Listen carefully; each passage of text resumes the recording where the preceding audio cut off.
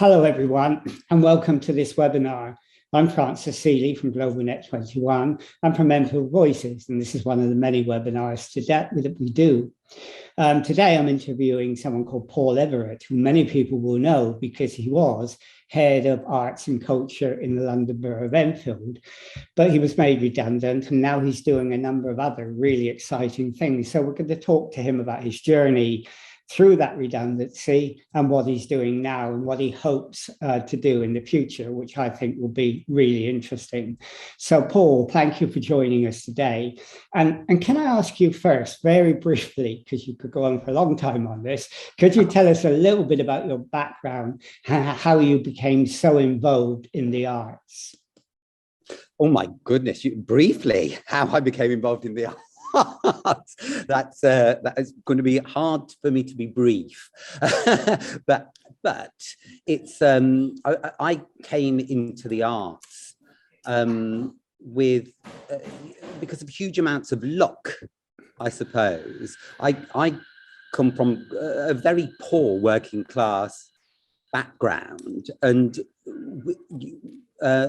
my parents didn't have the money for the arts at all, but working class families quite often had pianos in their houses, and my grandmother played the piano. She died, but my grandfather still had an old piano, terrible out of tune thing, in her house. And apparently when I was 3-4 years old, I used to go and bang on it the whole time. I just wanted to play music. And out of frustration, my mother actually persuaded a friend of hers who could play the piano to start giving me piano lessons.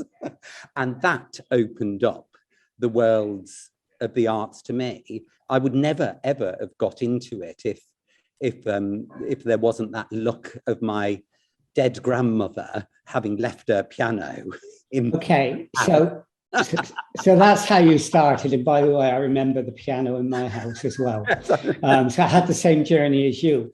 But I mean, you got interested in the arts, you banged away at the piano, you got involved, and eventually you became head of arts and culture in Enfield.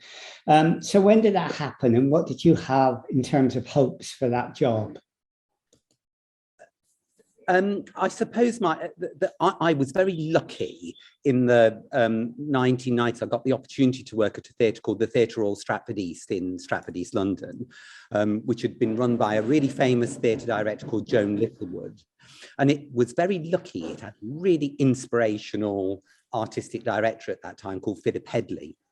And he was following on her tradition, and that was that the theatre should reflect the community in which it sits. So he was, and at that time, as it still is, Stratford had a growing Black and Asian community. And so he was really pioneering work for Black audiences and for Asian audiences. And it just, I remember growing up doing theatre and endlessly doing shows which were about middle class society. Working class very rarely reflected back.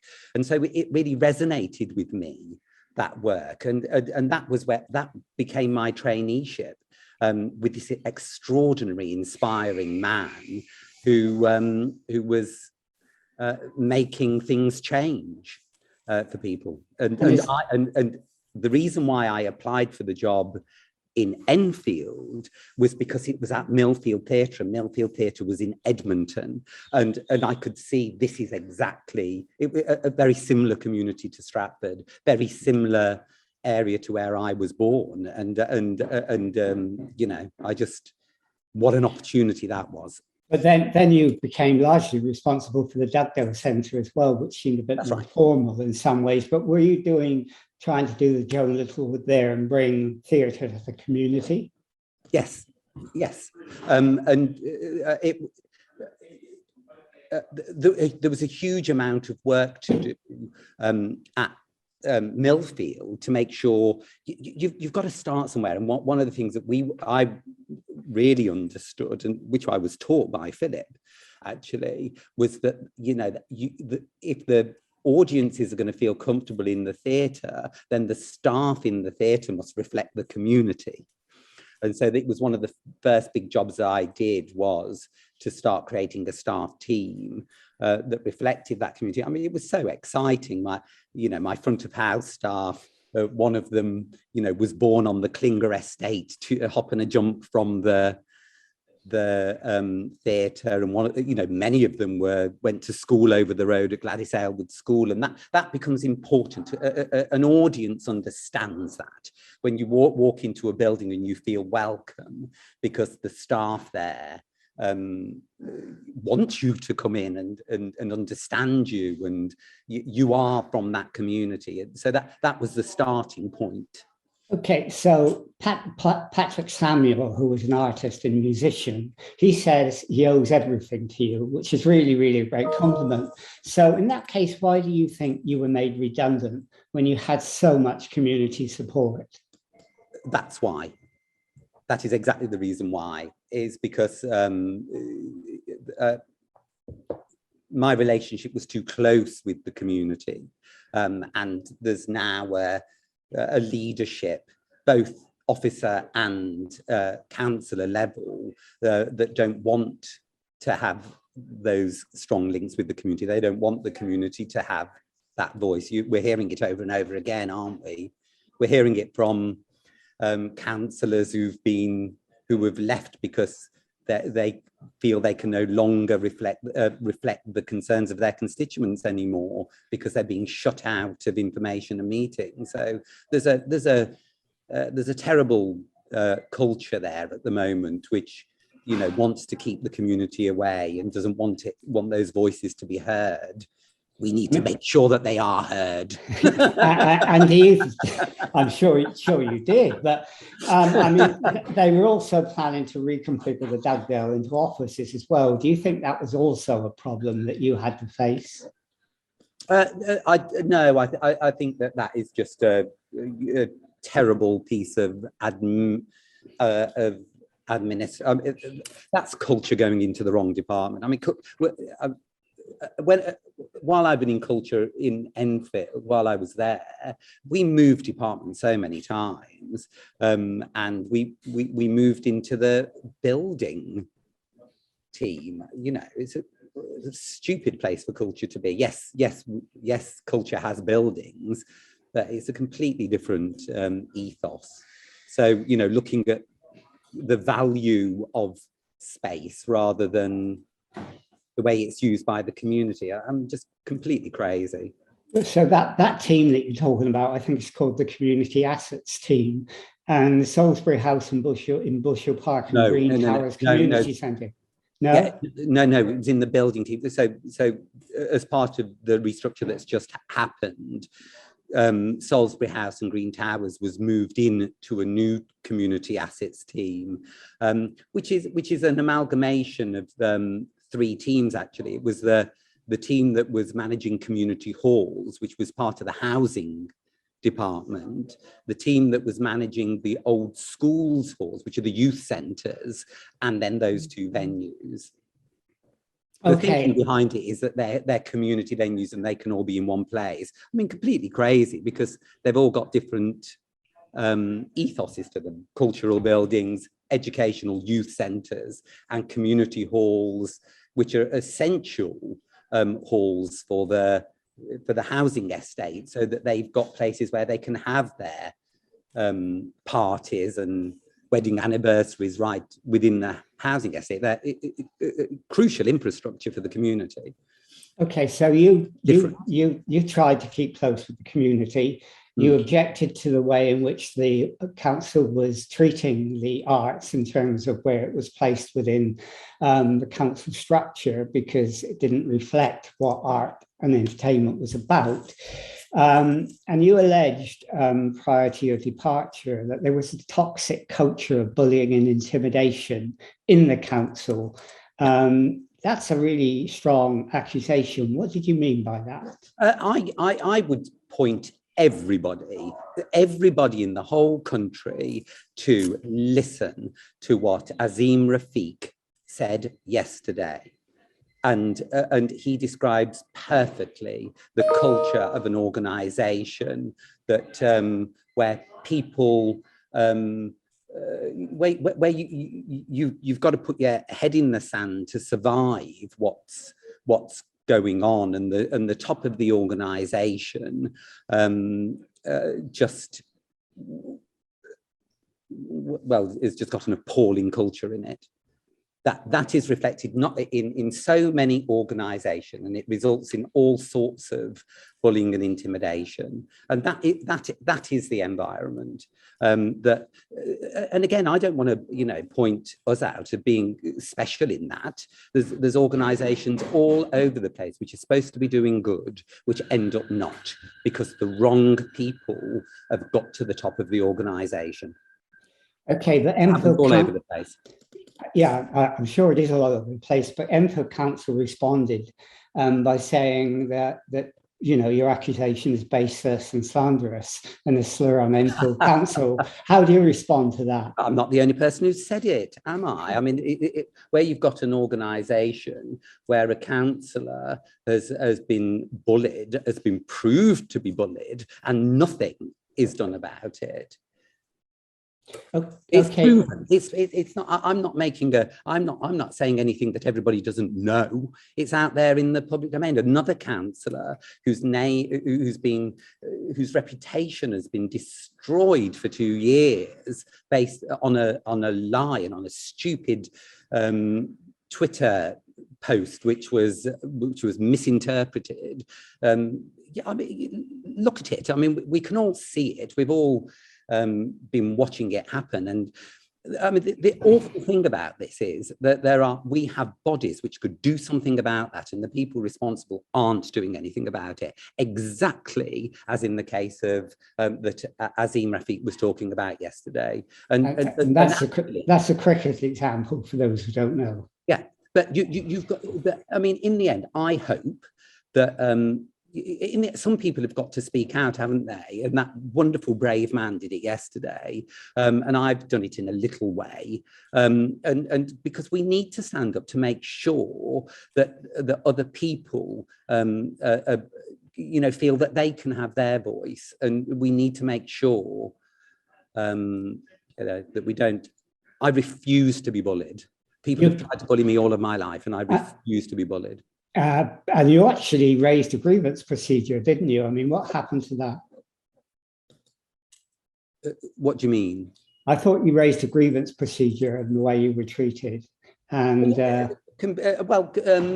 completely ignored. I brought up issues with HR. While we were doing the going through the again, reflecting on what Azim Rafiq was saying yesterday, part of my team, my Black and Asian team, objected to the way that they hadn't been consulted and that the way they were treated with HR and with the unions, and it was completely ignored, completely brushed aside, and they were allowed to be mistreated. It's just unbelievable. But actually, when listening to Azim Rafiq yesterday, you go, yes, this just happens all over the place. And I'm hoping that team were listening yesterday to that wonderful man, and that they will stand up and say no, that we won't allow ourselves to be silenced by terrible bullies. Okay, well, it's quite clear you will never be silenced, and many people look upon you as a sort of local champion of the arts. So from that position, which is quite a position to be in, do you think there are now serious questions about Enfield's commitment to arts in the borough? Oh, without doubt. But these things go around and come around. So I have confidence that there are enough people in the community and the work that we've done over all these years to encourage the grassroots of community will make it thrive. I'm not worried for arts and culture in Enfield at all, not because of the people, you know, who were currently in charge of it, but because of the community. In the end, the community will want its stories to be told, and there are I'm in Chicken Shed Theatre at the moment for a meeting later on. I mean, there's wonderful institutions in Enfield doing wonderful things. So I have absolute faith in them. But I mean, you talk about the community, and you came from the community, and now you've jumped back dead into the community, and you're going to be working with Love Your Doorstep. I mean, right. what I never left the community. No, you never left the community, but you've really sort of cemented that relationship, and you're working with Love Your Doorstep. I mean, what do you think you can do there? What do you want to do there?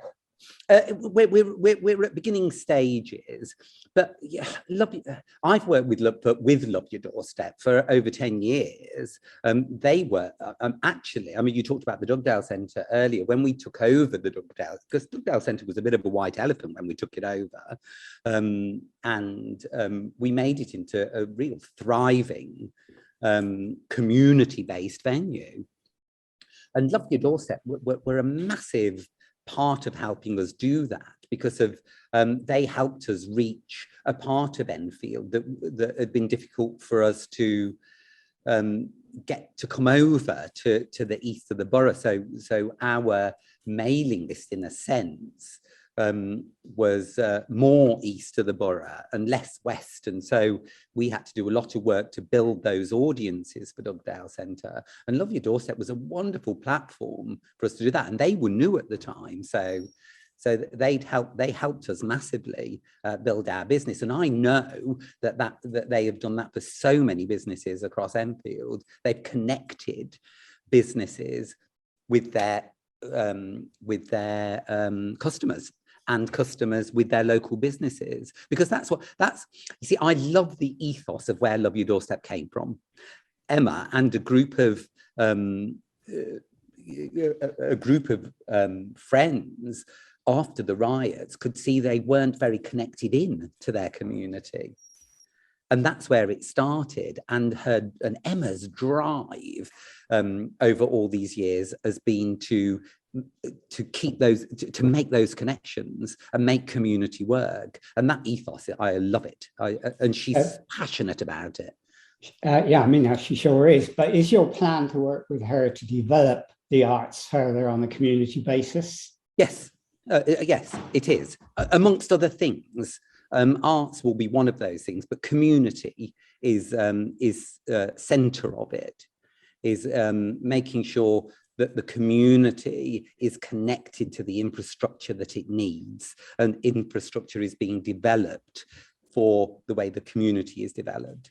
And, you know, our approach will be talking to the community, not talking at them. That's good, and you've done that with the Big Green Festival we've had as well, which was really, really fantastic. And you're now on the core group of the Enfield Climate Action Forum. Why did you decide to do that? It's a crucial issue of our time.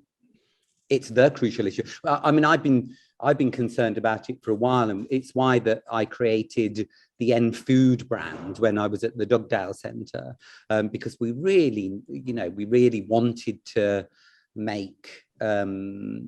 encourage, well, local people to eat healthily, but to start thinking about how they were sourcing their food, and to make sure that we were using local suppliers ourselves, and seasonal products. So, you know, we weren't, you know, offering strawberries in the winter when, you know, June is the time.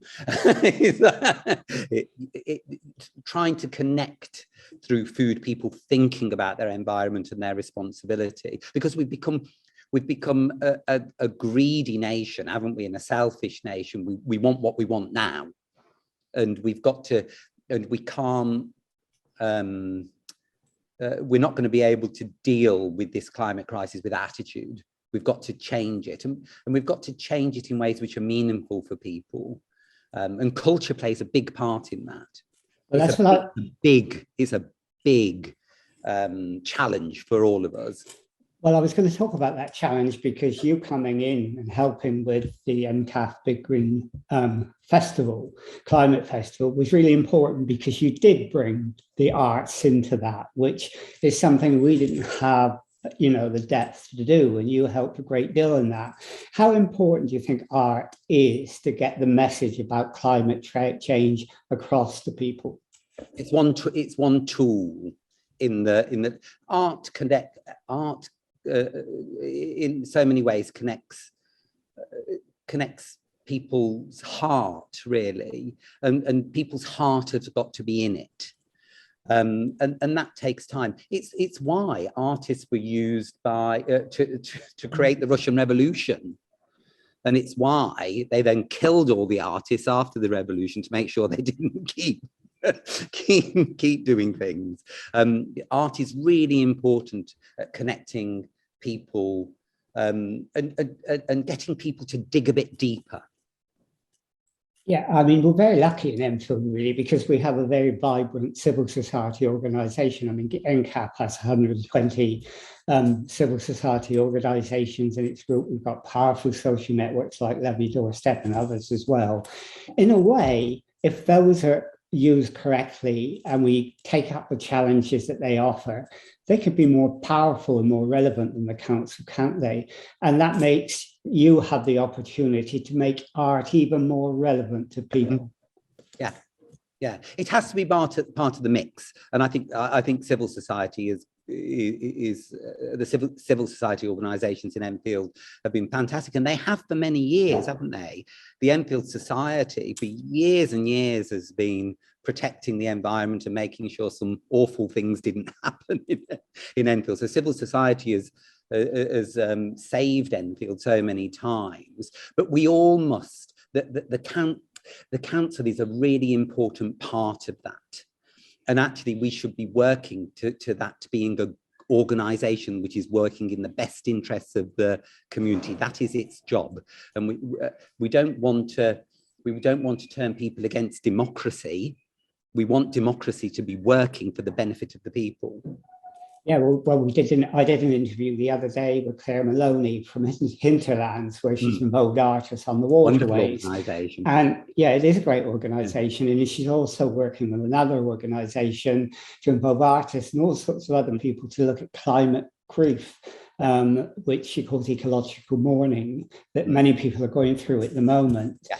I mean, how do you think, you know, from your position in Doorstep, your position in NCAF, we can take art as a way of taking the climate change message forward? What do you think we should be doing? Oh my God, there's 100 things for us to be doing. We need to make sure that artists are engaging in the conversation, and we need to make sure that the artists, when we're talking about that subject, when we're talking about ecology, we need to be making sure that we're working with artists that believe in it as well, because people people recognize authenticity, and they can see a false voice. So we need to make sure that true voices are being heard. And we also need to make sure that every part of the community has got a voice as well. We must not be leaving people out. And we need to find those voices so that we touch every part of the community. And how did we do that? Because I'm old enough to remember the 1950s and the angry young men, people who didn't like the middle class theatre and wanted to make it more relevant to working class people. And they developed a sort of, they developed a genre that working class people didn't go and watch. You know, so they did something which wasn't actually successful in terms of the audience they wanted to engage. So how do we reach every part of the community? That's because that was middle class people putting on a fake working class voice. It needs to be working class people doing it. Working class audiences did go to Joan Littlewood's theatre in Stratford to hear A Taste of Honey. Black audiences flocked to the theatre or Stratford East to see plays written by Black writers. People want to hear an authentic voice. They don't want to hear middle class people's view on working class lives. They want to hear working class people's view on working class life. And that's where we need to make sure the voice is authentic.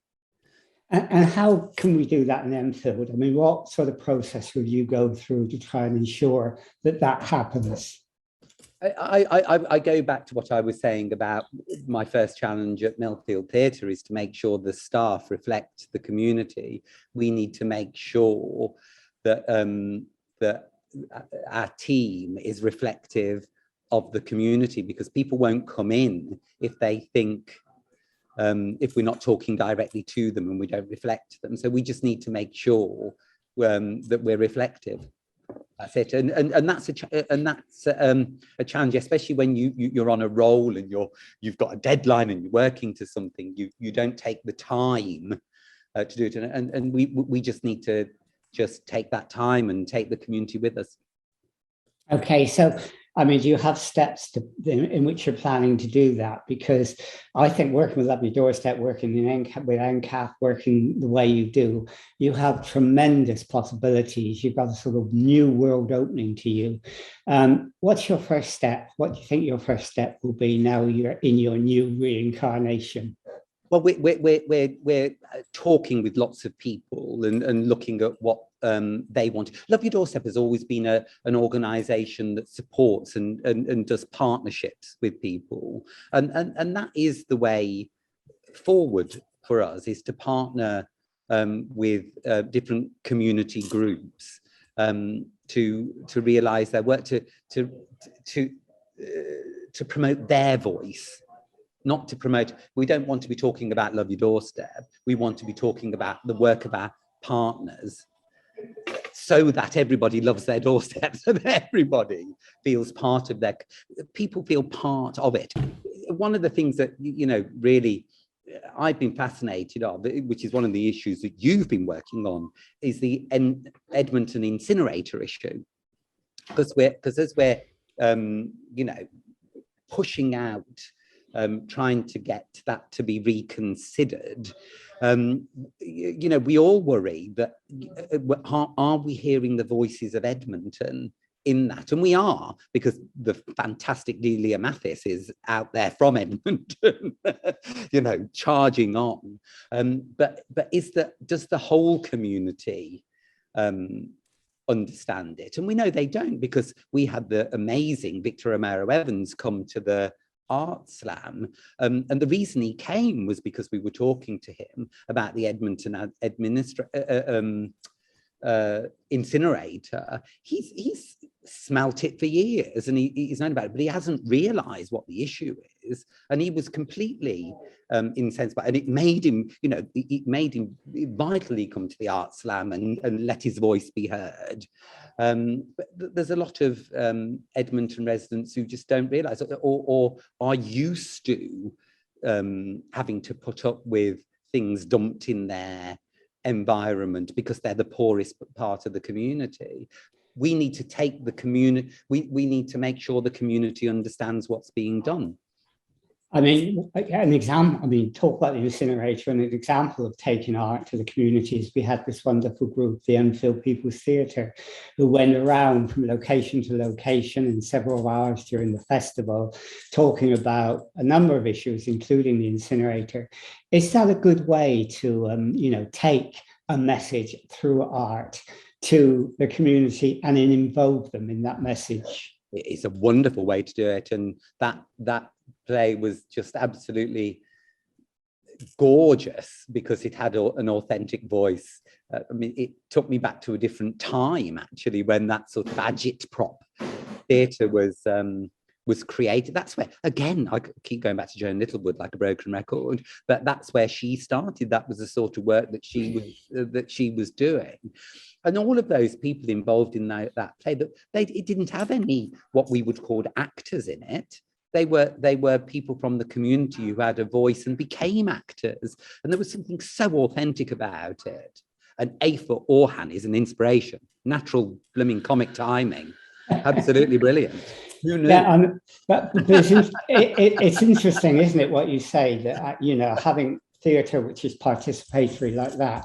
I mean, if you go back to Shakespeare's time, it was like that. I mean, people shouted out and they got involved in the production. Somehow in the 19th century, we separated the audience from the performance. Do you think we're going back now to where we were in Shakespearean times, where there's much more interaction in the audience? It's not just an observer, they're part of the theatre. Absolutely. I mean, it's different things for different means, isn't it? The agitprop theatre is about changing minds and talking to people directly. As an actor and in the profession, you want to get to a high aesthetic, and there's an audience that wants to enjoy that high aesthetic in the theatre. You need both. But we need that. The theatre for a long time hasn't had that agitprop voice in it. Actually, as increasingly the arts gets further and further away from working class people. I mean, now it's shocking how little the theatre reflects the community. The arts simply reflect the community. It's become out of the reach to so many people, and we've got to. That's something that we all need to do something about. And clearly that's one of your missions, is to do something about that. And you're now working with all these social networks and civil society groups. And that's going to be, I think, really successful and exciting for you. So, I mean, we've come to the end of the 30 minutes now. And let me ask you, if anybody wanted to form a partnership with you and whoever you're working with, they wanted to make contact with you and help in any way, how would they do that? Paul at loveyourdoorstep.co.uk. Well, that was very quick and very simple. So that's a way to contact you. Okay, Paul at loveyourdoorstep.co.uk. Thank you for doing this, because I mean, I think it's really interesting. I think you've been through the exciting time in Enfield. You've been through a rough time at Enfield, maybe an unfair time as well of late. But you've now sort of found a new life with other people who share your mission. So I think, you're going to provide a lot of excitement and a lot of content to what happens in Enfield. And we look forward with some hope, some trepidation, some excitement about what's going to happen in the future. The most important thing, it's probably unpredictable. And that, I think, is always a good thing to have. Serendipity is a great term. And I think you provide that to Enfield and always have. So thank you, Paul, for doing the interview. It's been really, really interesting. And we'll end this interview now. Bless you.